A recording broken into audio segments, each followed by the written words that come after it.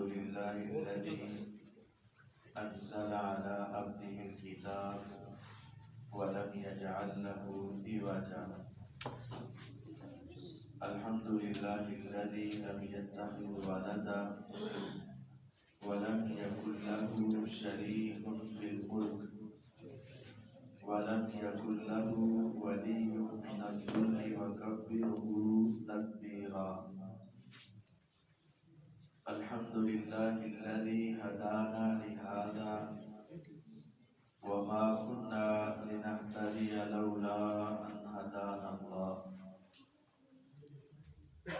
أعوذ بالله السميع العليم من الشيطان الرجيم. بسم الله الرحمن الرحيم. قد أفلح المؤمنون الذين هم في صلاتهم خاشعون. اللهم صل على محمد وعلى آل محمد كما صليت على إبراهيم وعلى آل إبراهيم إنك حميد مجيد. اللهم بارك على محمد وعلى آل محمد كما باركت على إبراهيم وعلى آل إبراهيم إنك حميد مجيد.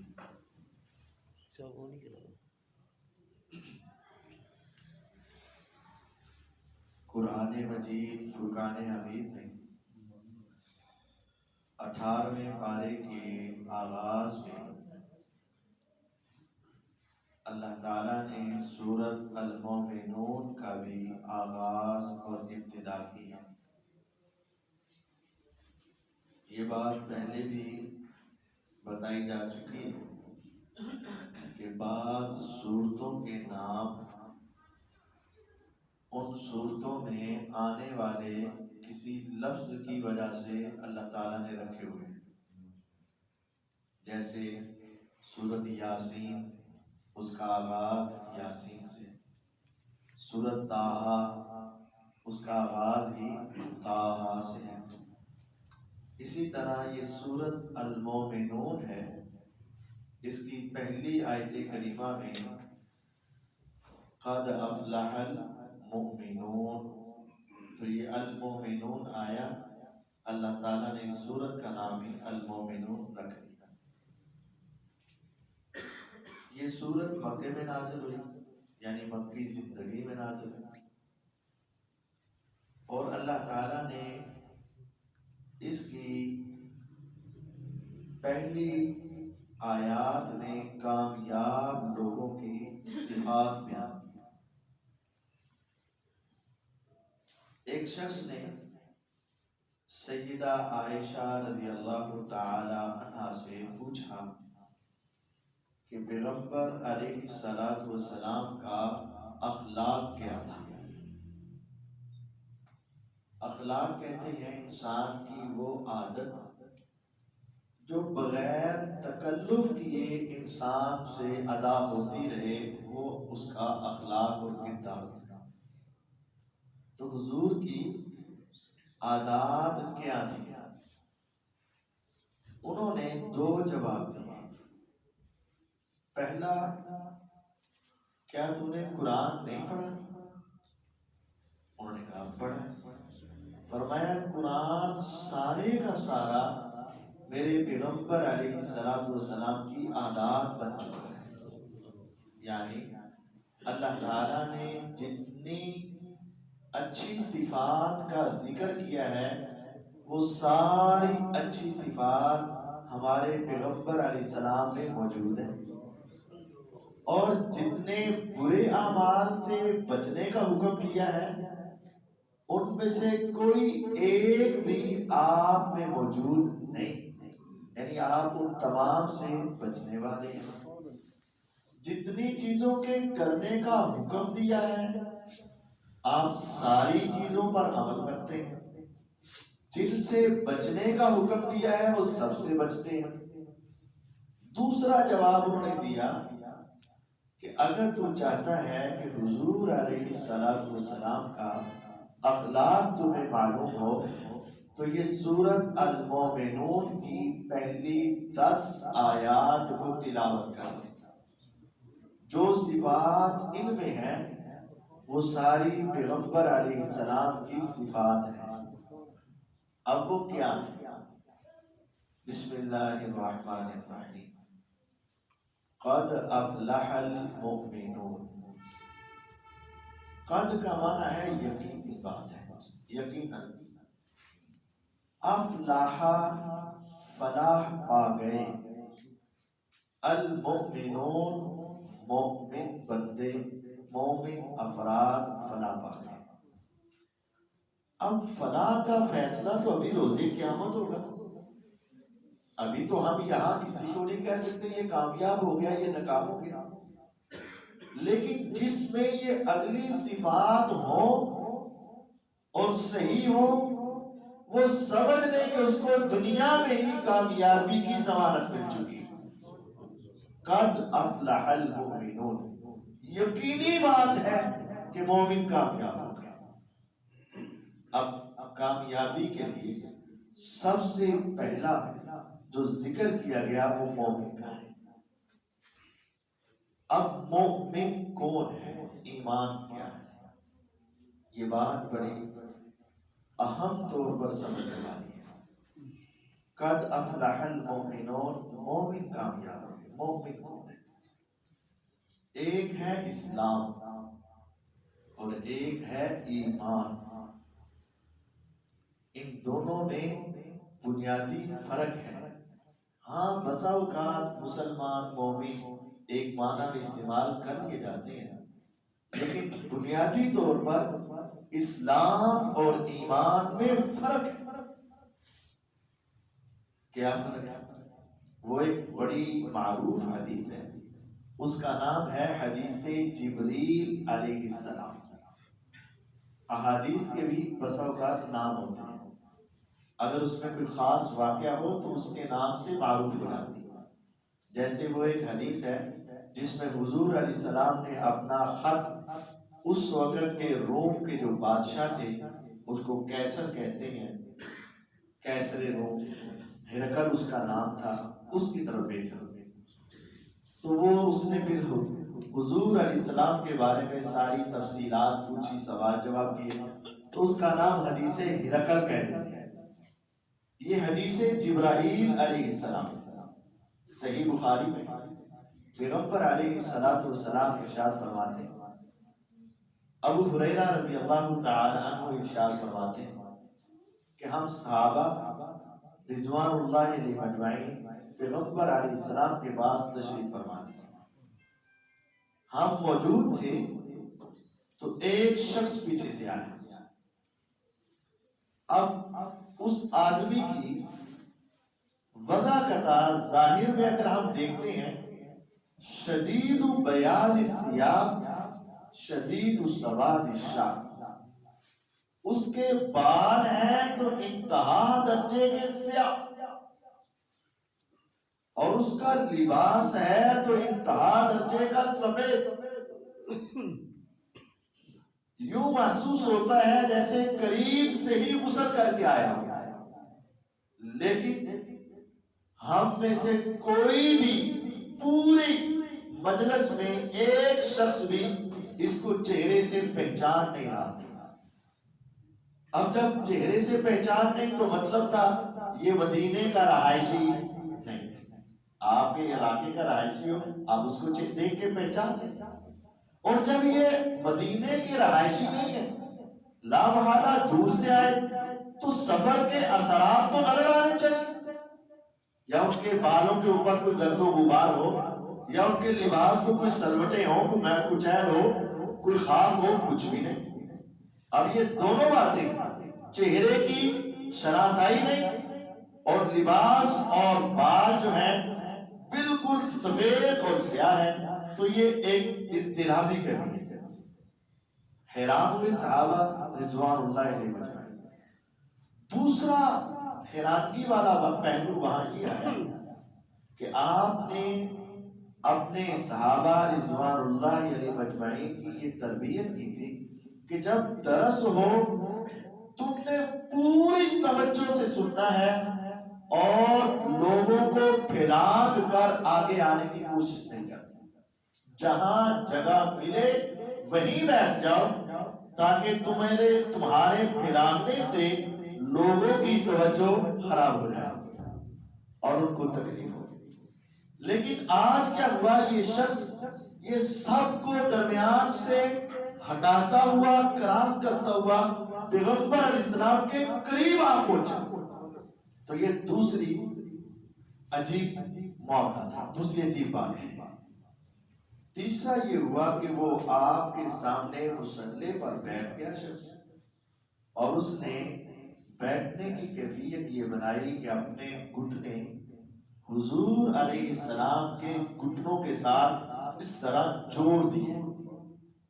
اب ہر کوئی دیکھ کے حیران ہے، ارے یہ کون ہے کہ جس میں یہ حوصلہ کہ یہاں تک پہنچ گیا اور یہاں بیٹھ گیا، اور پھر گھٹنے سے اس طرح گھٹنا جوڑ دیا.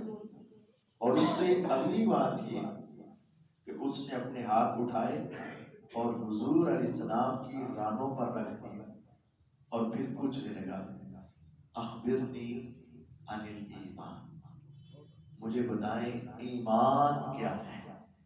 قد افلح المؤمنون، ایمان کیا ہے. آپ نے ان کو 6 باتیں بتائیں. ان تؤمن باللہ وملائکتہ وکتبہ ورسلہ والبعث بعد الموت والقدر خیرہ وشرہ وحلہ ومرہ. 6 باتیں بتائیں. تو انہوں نے کہا صدقتا، آپ صحیح کہہ رہے ہیں، سچ کہہ رہے ہیں. صحابہ کہتے ہیں ہم تو اب کوئی آئے، کھڑے ہوئے، آگے پہنچے، یہاں بیٹھے، ہاتھ رکھا، گھٹنے جوڑے اور پہلے سوال کیا، اور جب جواب ملا تو کہہ رہے سچ کہہ رہے. اس کا مطلب تمہیں پہلے معلوم تھا، اور اگر معلوم تھا تو پوچھا کیوں تھا. جب آپ نے جواب دیا، انہوں نے اس کی تصدیق کی، پھر پوچھا اخبرنی عن الاسلام، اسلام کیا ہے. اب ایمان اور اسلام کا فرق ہے. آپ نے ان کو 5 باتیں بتائی. شہادت لا الہ الا اللہ وان محمد رسول اللہ صلی اللہ علیہ وسلم واقام الصلاۃ وایتاء الزکاۃ والحج وصوم رمضان، یہ اسلام ہے. پھر انہوں نے کہا کہ مجھے آپ احسان کے بارے میں بتائیں. تو آپ نے فرمایا اللہ کی ایسے عبادت کرو جیسے تم اس کو دیکھ رہے ہو، یا کم از کم یہ کیفیت ہو کہ وہ مالک تمہیں دیکھ رہا ہے. انہوں نے پھر کہا کہ آپ سچ کہہ رہے ہیں. پھر کہا کہ آپ مجھے قیامت کے بارے میں بتائیں. کہا قیامت کا تو جتنا تمہیں معلوم ہے اتنا ہی مجھے معلوم ہے، میں تم سے زیادہ نہیں اور تم مجھ سے زیادہ نہیں جانتے. انہوں نے کہا کچھ نشانیاں بتا دیں.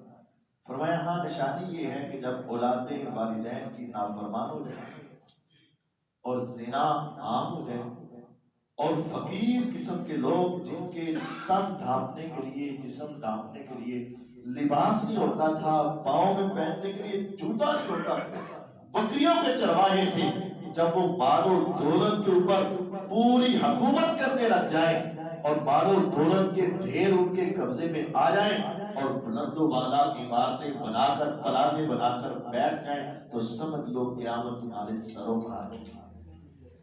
اس نے کہا آپ سچ کہہ رہے ہیں. اور پھر وہ اٹھے اور چلے. تھوڑی دیر کے بعد حضور علیہ السلام نے فرمایا ان کو ذرا بلا کر لا. عمر ابن خطاب رضی اللہ عنہ جلدی سے اٹھے. وہ پہلے ہی سارے سوچ میں تھے یہ بندہ ہے کون، ہمیں ذرا ملے تو صحیح، ہم ذرا اس سے پوچھے تو صحیح، اس کا ذرا بایو ڈاٹا تو معلوم کریں یہ کون ہے. لیکن وہ ابھی مجلس بیٹھی تھی تو وہ اٹھ کے چلے گئے. صحابہ میں سے آپ نے عمر رضی اللہ عنہ سے کہا ان کو ذرا بلاؤ. وہ گئے تو چاروں طرف دیکھا تو واپس آ گئے. وہ ادھر کون سا کوئی ایسا بازار شہر تھا، مدینہ تھا، سامنے سارا علاقہ تھا. آ کر کہا حضور علیہ السلام وہ تو نہیں ملے. تو فرمایا وہ تمہیں مل بھی نہیں سکتے تھے، پتہ ہے کون تھے وہ؟ کہا نہیں جانتے تو نہیں. فرمایا ذاک جبرائیل علیہ السلام. وہ انسان نہیں تھے، وہ انسانی شکل میں جبرائیل علیہ السلام آئے تھے. کیوں آئے تھے؟ اتاکم، تمہارے پاس آئے تھے. کیا کرنے؟ لیعلمکم دینکم، تمہیں تمہارا دین سکھانے آئے تھے، تو ہم سے تو بات ہی نہیں کی۔ اگر ہمیں ہمارا دین سکھانے آئے تو بات ہی نہیں کی، تم سے بات کرنے کی ضرورت بھی نہیں تھی۔ اصل میں آسمان سے جبریل علیہ السلام بھی آ جائیں اور صحابہ کو سمجھانا ہو، واسطہ محمد الرسول اللہ صلی اللہ علیہ وسلم ہے۔ اور یقین جانیے اگر وہ کھڑے ہو کر سیدھے بھی آ کر کہہ دیتے کہ لوگوں میں جبرائیل ہوں علیہ السلام، آسمان سے آیا ہوں، اسلام یہ ہے، ایمان یہ ہے، احسان یہ ہے، قیامت تب آئے گی، کعبے کے رب کی قسم سارے صحابہ کی نگاہیں جناب محمد الرسول اللہ صلی اللہ علیہ وسلم کی طرف آتی اور پوچھتے آقا یہ سچ کہہ رہے ہیں؟ اگر حضور تصدیق کرتے تو صحابہ مانتے، اگر وہ تصدیق نہ کرتے تو وہ ان کی ڈائریکٹ بات بھی مانتے نہ مانتے۔ اب ایمان اور اسلام آپ کو اسلام میں 5 اور ایمان میں 6 باتیں بتائیں۔ اسلام 5 چیزوں کا نام ہے، اللہ تعالیٰ کی توحید، پیغمبر علیہ السلام کی رسالت کا اقرار، 5 وقت کی روزانہ نماز، رمضان کے روزے، سال بعد زکوٰۃ، اور ایک زندگی میں ایک مرتبہ حج کرنے کا نام اسلام ہے۔ ایمان 6 چیزوں پر یقین کرنا ہے۔ اللہ تعالیٰ پر ایمان، وملائکتی، اللہ تعالیٰ کے فرشتوں پر ایمان، وکتبی، اور اللہ تعالیٰ کی کتابوں پر ایمان، ورسلی، اللہ تعالیٰ کے رسولوں پر ایمان، والبعث بعد الموت، اور مر کر دوبارہ زندہ ہونے پر ایمان، والقدر خیرہ وشرہ، اور تقدیر پر ایمان، چاہے تمہیں پسند آئے یا نہ پسند آئے۔ ان 6 چیزوں کا نام ایمان، اللہ تعالیٰ پر ایمان۔ اب اس کے اللہ تعالیٰ پر ایمان کیا ہے؟ صرف یہ کہ میں اللہ تعالیٰ کو مانتا ہوں، یہ آغاز ہے۔ اللہ تعالیٰ پر ایمان کا مفہوم یہ ہے کہ میرا رب اللہ تعالیٰ ہے اور وہ اکیلا ہے، یکتا ہے، اللہ احد، اللہ الصمد، لم یلد ولم یولد ولم یکن لہ کفوا احد، بے نیاز، اس کو کسی کے تعاون کی ضرورت نہیں، کسی کی مدد کی ضرورت نہیں، نہ وہ کسی کی اولاد ہے اور نہ اس کی کوئی اولاد ہے، اور کوئی اس کا برابری کرنے والا نہیں، ہم سب نہیں، ہمیشہ سے ہے، ہمیشہ تک رہے گا۔ کہاں ہے؟ ذات کے اعتبار سے آسمانوں پر ہے، اور دیکھنے، سننے، جاننے، علم کے اعتبار سے ہر جگہ پر ہے، ہمیشہ سے ہے، ہمیشہ تک رہے گا۔ اللہ تعالیٰ کی صفات ہے۔ اب وہ صفات اللہ رب العزت کی 2 اقسام پر ہیں، یہ ایک بڑا اہم عنوان ہے۔ اللہ رب العزت کی صفات 2 قسم کی ہیں، ایک ذاتی صفات ہے اور ایک فعلی صفات ہے۔ ذاتی صفات کا مطلب ہمارے رب العزت کا چہرہ ہے، کل من علیہا فان ویبقی وجہ ربک ذو الجلال والاکرام، اللہ رب العزت کا چہرہ ہے، ہمارے اللہ رب العزت کا ہاتھ ہے، وَقَالَتِ الْيَهُودُ يَدُ اللَّهِ مَغْلُولَةٌ غُلَّتْ أَيْدِيهِمْ وَلُعِنُوا بِمَا قَالُوا بَلْ يَدَاهُ مَبْسُوطَتَانِ، یہودیوں نے کہا اللہ تعالیٰ کے ہاتھ باندھے ہوئے ہیں، فرمایا ان کی اس ظالمانہ بات کی وجہ سے ان پر اللہ کی لعنت ہے۔ اللہ تعالیٰ کے ہاتھ تو کھلے ہیں، جیسے چاہتا ہے وہ خرچ کرتا ہے، اللہ تعالیٰ کے ہاتھ ہے، اللہ تعالیٰ کی پنڈلی ہے، یوم یکشف عن ساق، روز قیامت اللہ تعالیٰ کی پنڈلی سے پردہ ہٹایا جائے گا، وَيُدْعَوْنَ إِلَى السُّجُودِ، یہ سورۃ القلم 29ویں پارے میں، اور مسلمانوں کو روز قیامت اللہ تعالیٰ کی پنڈلی کے سامنے سجدے کا حکم دیا جائے گا۔ اللہ رب العزت کی یہ ذاتی صفات ہے، ہاتھ ہیں، پاؤں ہے، چہرہ ہے اللہ رب العزت کا، یہ اللہ تعالیٰ کی صفات ہے۔ اللہ رب العزت کی فعلی صفات کی ہے۔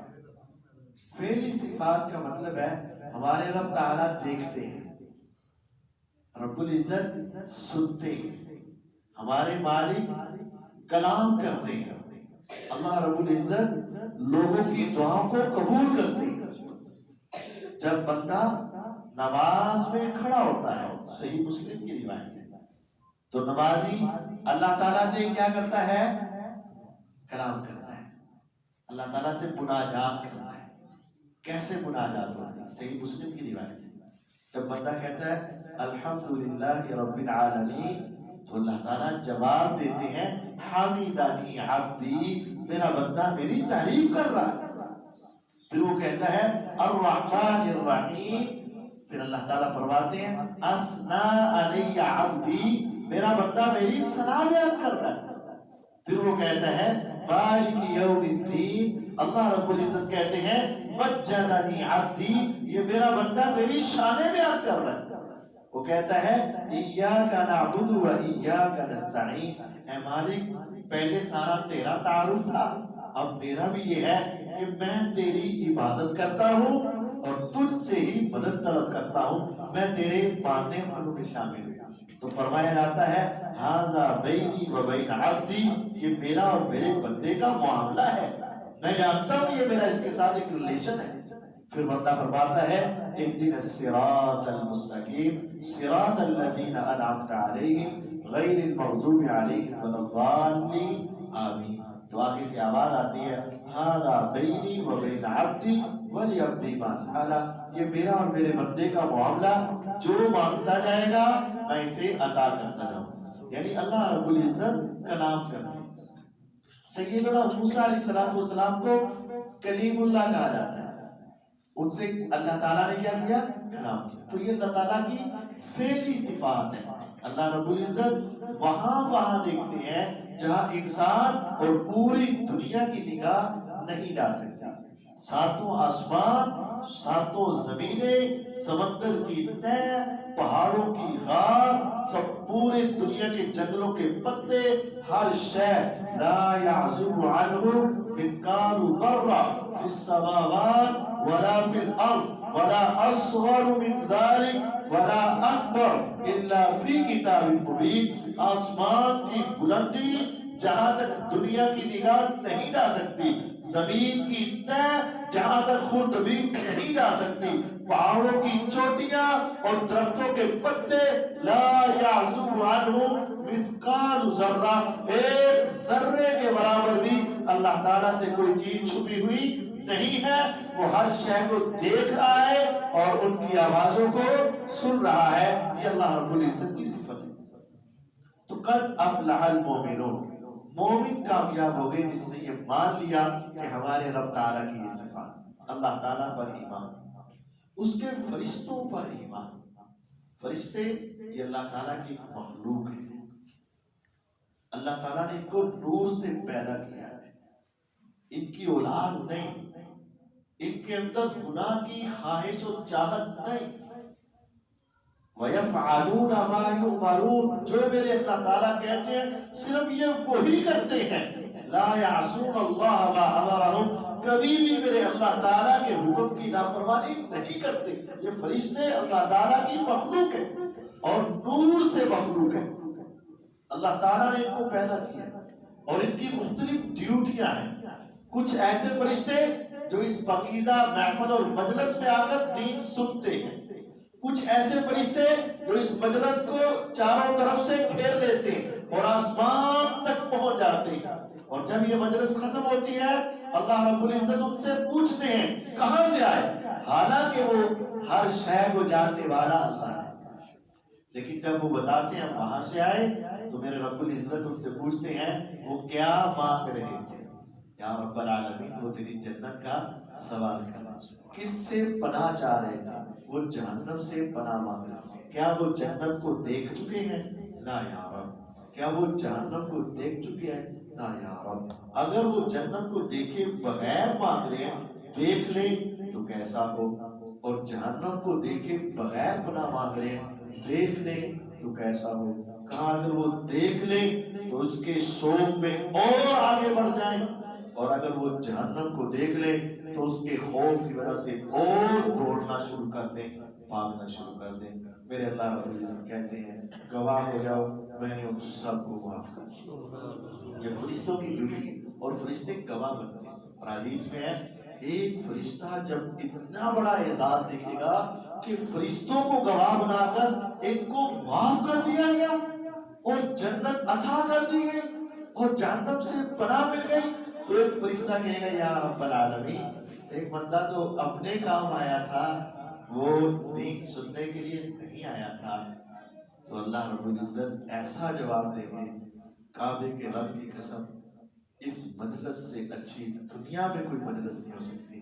رب العزت فرمائیں گے کہ یہ میرے ایسے بندے ہیں جو ان کے ساتھ بھی بیٹھ جائے وہ کبھی محروم نہیں ہوتا، جو ان کے ساتھ بھی بیٹھ جائے وہ کبھی محروم نہیں ہوتا۔ میں پڑھ رہا تھا، ہمارے استاد طلبہ کو پڑھا رہے تھے، ایک طالب علم ہر ایک کی اپنی اپنی، باقی سارے توجہ سے پڑھ رہے ہیں تو وہ توجہ نہیں کر رہا تھا۔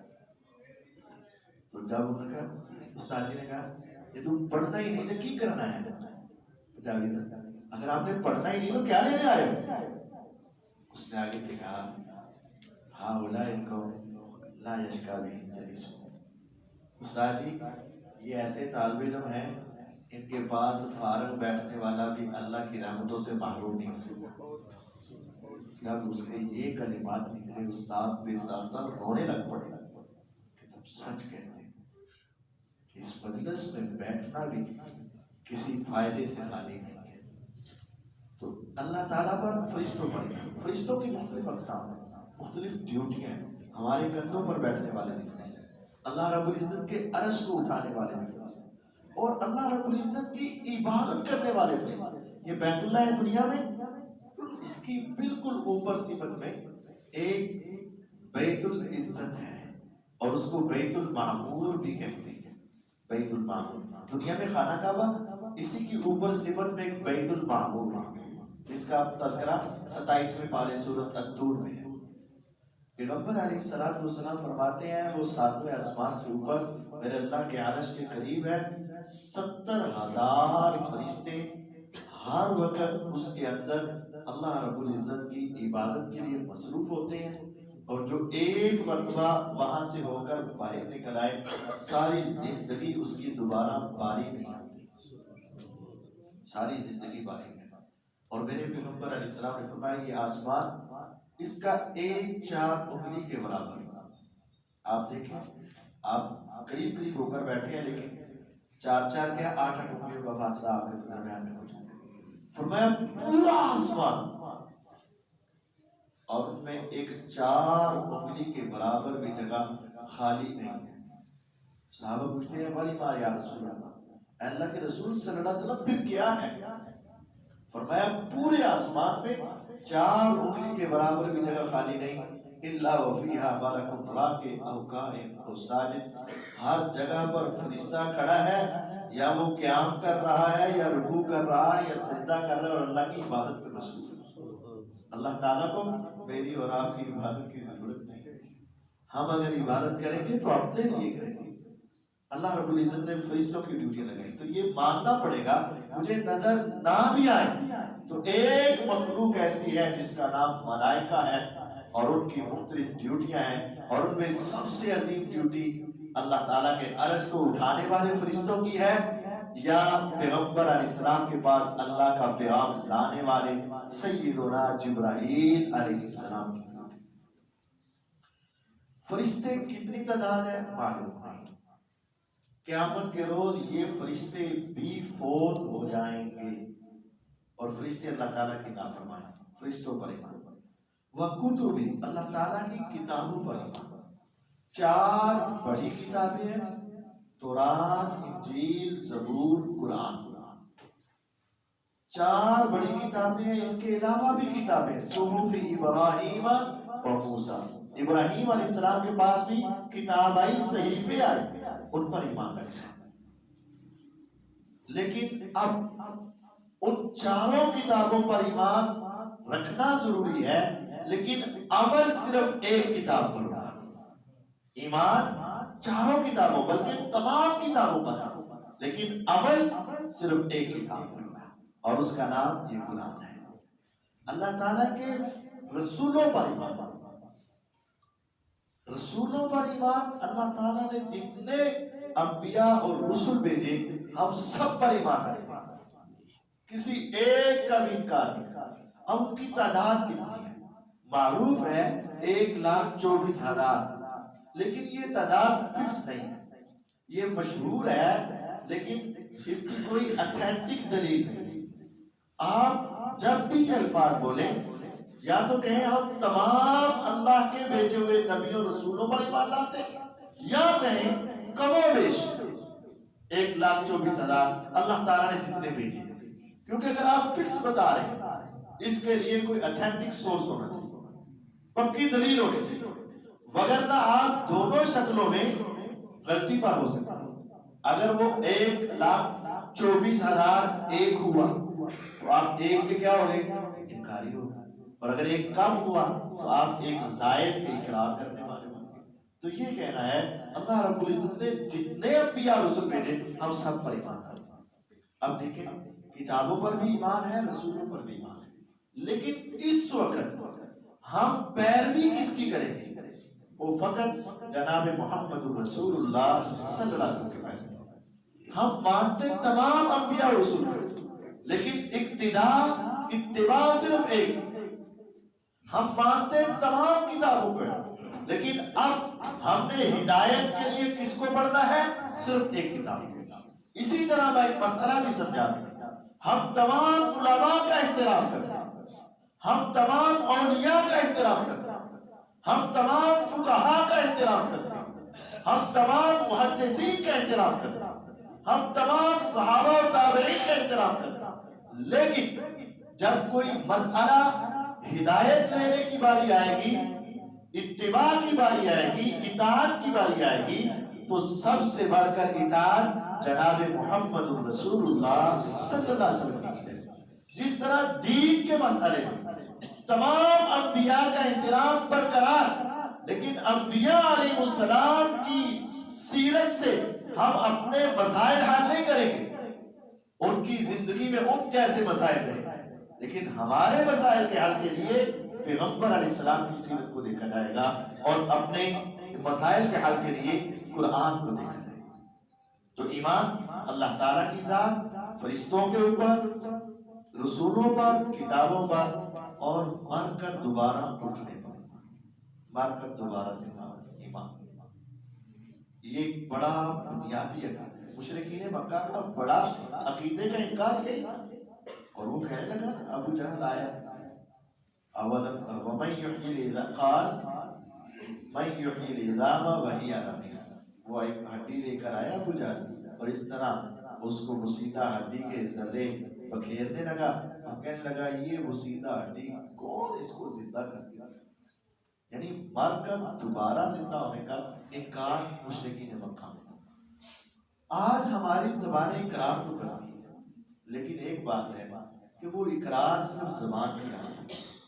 اگر ہم یقینی طور پر اس بات کے قائل ہو جائیں کہ واقعاً مر کے دوبارہ اٹھنا ہے، پھر یہ اختلافات ختم ہو جائیں، پھر یہ حرام کھانا، دھوکہ دینا، فراڈ کرنا، ظلم کرنا ختم ہو جائے، کیونکہ اب یہ کر رہا ہے کہ مجھے کون سا پوچھنے والا ہے، جس کی لاٹھی اس کی بھینس، اور جس کا کام چل رہا ہے چلا رہا ہے۔ اگر اسے پتا چل جائے اور یقین ہو جائے کہ میرے اوپر بھی ایک ذات ہے اور مجھے دوبارہ زندہ کرے گی اور مجھے سامنے کھڑا کر کے پوچھے گی، اگر یہ ایمان مضبوط ہو جائے تو پھر انسان کی کافی زیادہ اسلام ہوتی ہے۔ اور چھٹی بات، تقدیر پر ایمان، اچھی لگے یا بری لگے، پسند ہو یا نہ ہو، یہ تقدیر پر ایمان کہ جو میرے رب العزت اپنے علم کے ساتھ لکھ دے وہ اللہ رب العزت کا علم کبھی غلط نہیں۔ یہ 6 چیزوں پر ایمان، یہ ایمان کہلاتا ہے۔ اور ایمان کے لیے یہ 6 چیزوں کے اوپر 3 باتیں ضروری ہیں۔ زبان سے ان 6 چیزوں کا اقرار کیا جائے اور دل میں ان 6 چیزوں کا یقین بٹھایا جائے اور ان کے جو تقاضے ہیں ان کو پورا کیا جائے. یہ 3 باتوں کا ہونا ضروری ہے. اگر زبان سے اقرار ہی نہ ہو اللہ رب العزت کا یا فرشتوں کا یا کتابوں کا یا رسولوں کا یا مر کر دوبارہ اٹھنے کا یا تقدیر کا، زبان سے اقرار ہی نہ ہو تو یہ کفر کہلاتا ہے، کافر.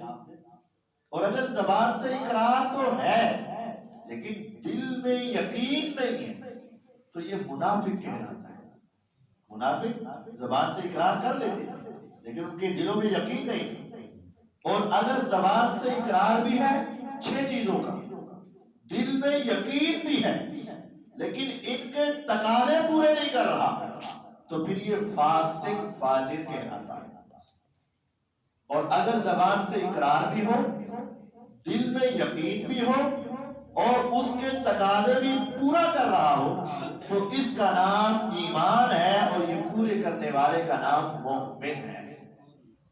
تو قد افلح المؤمنون، مومن کامیاب ہو گئے. کون؟ جو 6 چیزوں کو زبان سے اقرار کرتا ہے، دل میں یقین رکھتا ہے اور ان کے تقاضوں کو پورا کرتا ہے، یہ مومن ہے. اور جس کے دل میں ایمان ہے وہ کامیاب ہوگا. قد افلح المؤمنون. اور جس کے دل میں ان 6 چیزوں کا یقین نہیں یا زبان سے اقرار نہیں، وہ بندہ مومن نہیں اور وہ کبھی کامیاب نہیں ہو سکتا.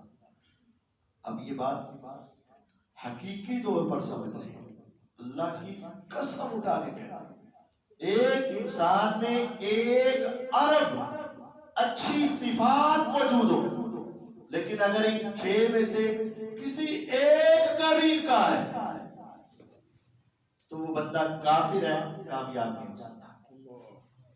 اس کا اخلاق، کردار، گفتار، انداز، ہر ایک صفت اس میں اچھی پائی جاتی ہے. اگر ان 6 میں سے کسی ایک کا بھی انکار کرتا ہے وہ کافر ہے، کبھی کامیاب نہیں. یا اقرار تو کر رہا ہے لیکن کہتا ہے دل نہیں مانتا، وہ بندہ منافق ہے، وہ کبھی کامیاب نہیں ہو سکتا.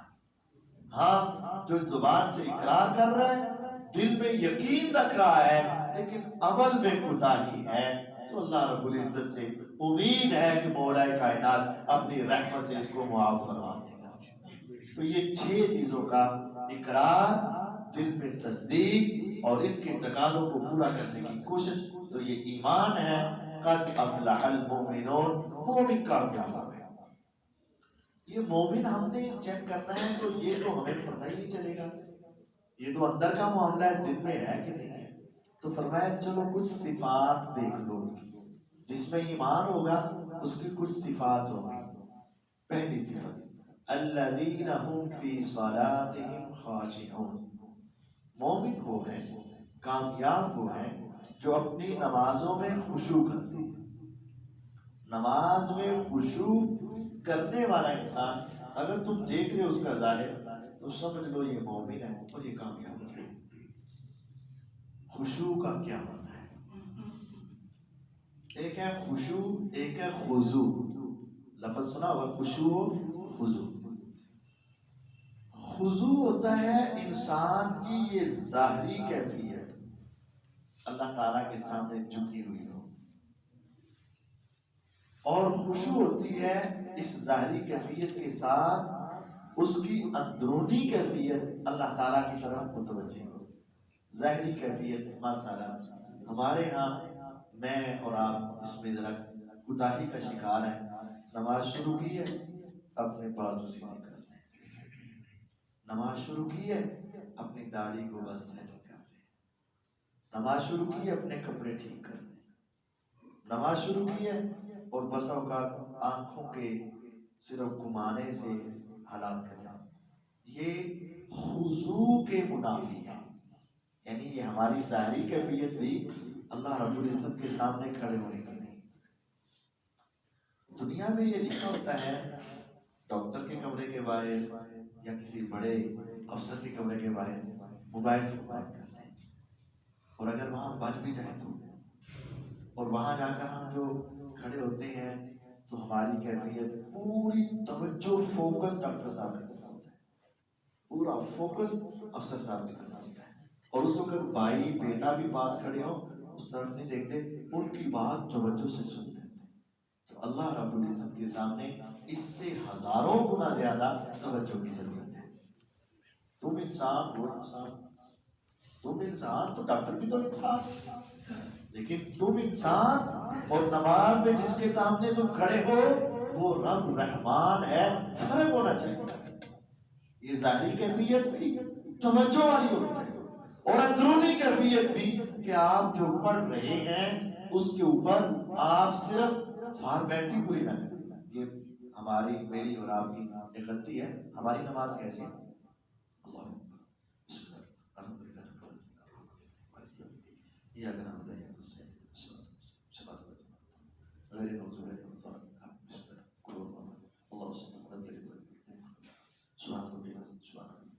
ایسے نہیں ہونا، ایسے پڑھ جائے. حالانکہ ہونا ہی چاہیے. آپ ایک ایک آیت کو سوچ کر پڑھیں، سمجھ کر پڑھیں، توجہ سے پڑھیں. سلام پھرتا ہے معذرت سے. یہ میں نے دیکھا ہے، میرے ساتھ دنیا کے بھی پیش آیا، لیکن عموماً معاشرے میں ہوتا کیا ہے، قاری صاحب نماز پڑھا کے سلام پھیرتے ہیں تو ہماری توجہ فوراً سب کی ادھر جاتی ہے. آج 11 منٹ لگے یا 12، 13 منٹ لگے یا 9، یعنی ہماری توجہ نماز میں آج کون سی آیات پڑھی گئی اس پر نہیں ہے. قاری صاحب نے کہاں سے پڑھ کر ہمیں جب جوڑا اس پر نہیں ہے، میں نے کیا وعدے کیے اس پر نہیں ہے. صرف ہماری یہ ہے کہ ٹائم کتنا لگا ہے. الذین هم فی صلاتهم خاشعون. مومن جو کامیاب ہوں گے ان کی نماز میں ان کی پوری توجہ نماز کی طرف ہوگی، پوری توجہ نماز کی طرف. یہ ضروری ہے. جو توجہ سے نماز پڑھ رہا ہے سمجھ لو اس کے اندر ایمان موجود ہے، اور جس کی نماز توجہ والی نہیں ہے سمجھ لو اس کے ایمان میں کمی اور کوتاہی موجود ہے. پڑھ تو رہا ہے، ایمان تو ہے، لیکن کمی کوتاہی اس میں موجود ہے. پیغمبر علیہ السلام نے ہمیں جو نماز پڑھ کر دکھائی، اور جو صحابہ رضوان اللہ علیہ مجمعین نے نماز پڑھی، وہ انتہا درجے کی خشوع والی. وہ ایک واقعہ آپ نے سنا ہے، یقیناً آپ نے سنا ہوگا، لیکن یہ ایمان کو تازہ کر دینے والا ہوتا ہے. ابو داؤد ایک حدیث کی کتاب ہے، سنن ابی داؤد. امام بخاری رحمہ اللہ کی شاگرد امام ابو داؤد رحمہ اللہ، انہوں نے کتاب لکھی ہے اس میں یہ واقعہ منقول ہے. میرے پیغمبر علیہ السلام جب ایک غزوے سے واپس آ رہے تھے، سارا دن جنگ کی، واپس ہوئے، شام ہوئی، عشاء پڑھی. صحابہ کہتے ہیں حضور ٹھہر جائیں، آرام کر لیں. فرمایا نہیں. میرے پیغمبر علیہ السلام دناؤں کے دنا، عقل مندوں کے عقل مند، اور سپاہ سالاروں کے سپاہ سالار انسان تھے. آپ کہتے ہیں ابھی دشمن کا ہمارے سے فاصلہ کم ہے، ایسا نہ ہو کہ ہم سوئے اور وہ پیچھے سے آئے اور حملہ کر دیں. ابھی یہ موقع اچھا نہیں. آپ صحابہ رضوان اللہ علیہ مجمعین کے ساتھ اور سفر کرتے رہے. پھر آگے ایسا پہاڑی سلسلہ آیا کہ 2 پہاڑ آ گئے، اس کے درمیان سے ایک وادی گزرے، یعنی وہ ایک ہی راستہ تھا، پیچھے کھلا میدان، آگے پہاڑوں کا راستہ، آگے پھر کھلا میدان. تو آپ نے کہا یہ اچھا مورچہ ہے، یہاں جگہ ہے، پہرا کھڑا ہو جائے گا اور باقی صحابہ آگے چلے جائیں. 2 صحابی یہاں ٹھہر جائیں، کیونکہ کوئی دشمن اگر آئے گا تو یہاں سے آئے گا، اور یہاں پہرا بٹھا دیتے ہیں اور آگے والے سکون سے آرام کر لیں. اب آپ نے پوچھا کون ہے جو یہ اتنا بڑا معاملہ ہے پہرے داری کا، تو یہ فریضہ کون سا انجام دے گا؟ یہ بڑی قربانی کی بات. ایک مہاجر اور ایک انصاری، ایک عباد بن بشر رضی اللہ عنہ انصاری صحابی، اور ایک عمار بن یاسر رضی اللہ عنہ یہ مہاجر صحابی. یہ دونوں کہتے ہیں حضور ہم تھے. آپ نے کہا ٹھیک ہے. اب باقی سارے سو گئے اور یہ 2 کھڑے پہرا دے رہے ہیں. اب ہمارے ہاں خالی ٹائم ہو، فارغ ٹائم ہو تو یہاں گپے ہیں یا موبائل ہے، اور گپے بھی آج کم ہو گئی جب سے موبائل ہمارے ہاتھوں میں آ گئے، آپس کی باتیں بھی کم ہو گئی. تو وہ دو صحابہ ہیں تو وہ کہتے ہیں رات کا پچھلا پہر ہونے والا ہے، کیوں نہ ایسا ہو کہ ہم باتوں کے بجائے ایک نماز پڑھ لیں، اللہ سے باتیں کر لیں اور دوسرا پہرا دے دیں. اس نے کہا بات تو تیری ٹھیک ہے. تو ایک نماز پڑھنے لگے اور دوسرے پہرا دینے لگے. جب دو ہوں تو باتیں کرتے کرتے نیند کم آتی ہے، اور جب اکیلا انسان سارے دن کا تھکا ہو تھوڑی سی ٹیک لگا لے تو اس کو نیند آ جاتی ہے. تو ایک صحابی کو نیند آ گئی اور دوسرے نماز پڑھنے شروع ہوئی. وہی بات ہوئی جس میں حضور علیہ السلام کر رہے تھے کہ پیچھے سے ایک دشمن آیا، اس کا کوئی باپ یا بھائی اس جنگ میں قتل ہوا تھا، اور اس نے کہا کہ میں اس وقت تک سوؤں گا نہیں جب تک بدلہ نہ لے. اور اب وہ آپ کا تعاقب کر رہا تھا. اب اس نے دیکھا کہ کوئی انسان محسوس ہو رہا ہے جو کھڑا ہے. اب اس نے زور سے پیچھے سے تیر مارا اور وہ تیر ان کے کمر میں لگا. اب یہ نماز دیکھیں، وہ صحابی نماز پڑھ رہے تھے، ان کی کمر میں تیر لگا اور تیر کی وجہ سے خون کے قطرے بہے اور خون اس دوسرے صحابی پہ گرا. وہ ایک دم سے چوکنا ہوئے اور حالت کو دیکھا، تیر نکالا، انہوں نے نماز مکمل کی، دائیں بائیں دیکھا، وہ تو بھاگ گیا دشمن. اور جب انہوں نے نماز مکمل کی تو کہا تو نے مجھے بتایا کیوں نہیں؟ انہوں نے کہا میں قرآن کی تلاوت کر رہا تھا، سورۃ کہف پڑھ رہا تھا، اتنا لطف آ رہا تھا، میں نے کہا پہلے نماز پڑھ لیتا ہوں بعد میں دیکھ لوں گا مجھے کیا چیز لگی ہوئی ہے. دشمن کا ڈر تھا، دشمن کا خوف تھا، فوراً ذہن ادھر جا سکتا تھا. اور آپ یہ معمولی ہے، میری بھی نماز ایسی ہے. اللہ ہمیں ایسی نماز دے دے، مولا ہمیں ایسی کیفیت عطا کر دے. اور یہ ناممکن نہیں ہے. بسا اوقات آپ کسی چیز میں اتنا کھلے ہوتے ہیں کہ آنکھیں آپ کی کھلی ہوتی ہیں لیکن سوچ ایسے لگی ہوتی ہے قریب سے کوئی آدمی گزر بھی جاتا ہے آپ کو پتا، بس اوقات وہ ایسے ایسے اشارہ کر رہا ہوتا ہے تو پہلے ہمیں پتہ نہیں چلتا، تھوڑی دیر بعد پتہ چلتا ہے کہ وہ ہمیں کیا کر رہا تھا. یعنی میں کسی آنکھیں تو کھلی تھی لیکن کسی اور جہان میں پہنچا ہوا تھا. یقین جانے ہماری دنیا میں ایسی کیفیت ہو جاتی ہے تو نماز میں ایسی کیفیت ہو جائے کہ وہ تیر آ کر لگے اور کھب جائے اور خون نکلے، وہ کسی اور ہی دنیا میں پہنچے ہیں. میں قرآن کی تلاوت کر رہا تھا، میں نے کہا قرآن پہلے پڑھ لوں پھر میں دیکھ لوں گا کہ یہ کیا معاملہ ہے. الذین هم فی صلاتهم خاشعون، جو اپنی نمازوں میں خضوع کرنے والے ہیں یہ مومن کامیاب ہو گئے. نماز میں توجہ رکھنا ضروری ہے. اب یہ توجہ کیسے آئے گا؟ اس میں ایک بات یہ ہے کہ جب آپ مسجد میں آئیں تو اپنے آپ کو ذہنی طور پر تیار کر کے آئیں. ہمارے ہاں مسجد میں آتے ہوئے کوئی سوچ الگ سے سوچی نہیں جاتی میں کہاں جا رہا ہوں، بس وہ آئے اور ایسے مسجد میں داخل ہو. مسجد میں داخلے کی دعا سبھی کو آتی ہے لیکن شاید سب نے پڑھی ہو، انسان بھول جاتا ہے. دعا آتی ہے لیکن پڑھنا ہم بھول جاتے ہیں، یہ توجہ نہیں ہے. پھر ہمیں یہ معلوم ہے کہ مسجد میں داخل ہوتے وقت دایاں پاؤں داخل کرنا ہے، پہلے مسئلہ سبھی کو معلوم ہے لیکن توجہ نہیں ہوتی. جس پاؤں کا آ جائے سلسلہ اس پاؤں کے ساتھ چل نکلتے، یہ توجہ نہیں ہے. علی المرتضیٰ رضی اللہ تعالیٰ عنہ آ رہے تھے تو چہرے پر پریشانی کے اثرات، اس کو کہیں رنگ فاق تھا. تو پوچھا خیریت؟ کہا خیریت. تو کہا آپ اتنے سہمے سہمے ڈرے ڈرے؟ کہا تمہیں نہیں پتا میں کدھر جا رہا ہوں؟ کہا کدھر؟ کہا رب العزت کے سامنے کھڑا ہونے کے لیے جا رہا ہوں. تو کیفیت تو ایسی بنے گی نا، میں اللہ کے سامنے کھڑا ہونے کے لیے جا رہا ہوں. تو یہ کیفیت یعنی سوچ کر مسجد میں آ کر دنیاوی باتوں سے گریز کریں. ہاں گناہ تو نہیں میں کہہ رہا کہ بات پوچھ سکتے ہیں، آرام بات پوچھ سکتے ہیں، لیکن آگے گپاں ہی ماری جانی ہے اور ساری باتیں یہاں آگے کر دینی اور پورے دن کی فیس بک آگے یہاں ہی سنا دینی اور ساری خبریں یہاں سنا دینی.